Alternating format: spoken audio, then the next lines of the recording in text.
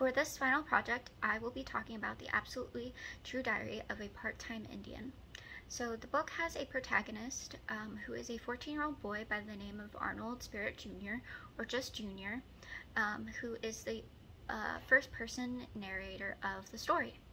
This budding cartoonist lives in the Spokane Indian Reservation, and he leaves the res to attend an all-white high school in Reardon, a nearby town.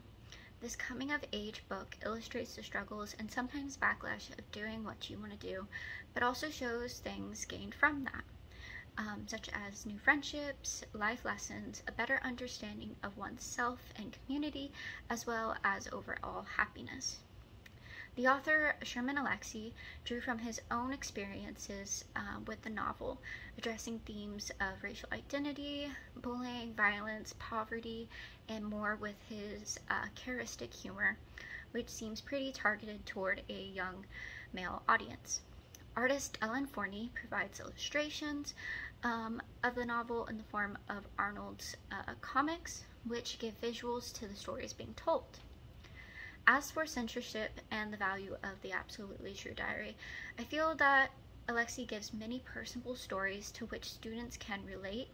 Usually, if one does not fit, then there is sure to be another. This also creates windows to view new perspectives from if it does not mirror a student's experience or self. For instance, when I read this book, although I did not experience as many deaths or funerals in my teens, I had to go to as many in the past year, and that struck a chord with me as someone who knows what it's like to experience death upon death upon death.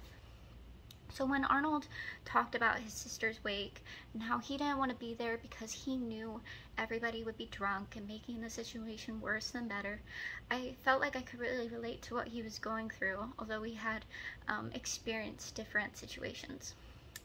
So the book's educational value is heavily tied to the stories and how students can reflect upon or connect with them, creating a personal impact that classrooms would really miss out on if this book was banned. In 2017, the Absolutely True Diary was challenged by a few states for profanity and the mentions of sexually explicit behavior, which parents were concerned about.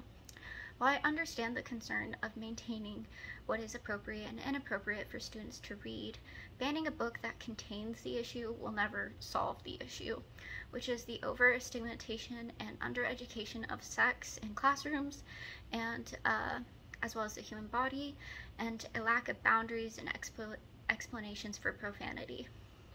Additionally, I think that the book is prescribed to, and who the book is prescribed to and the maturity and development of students or the class will also affect its message and the themes.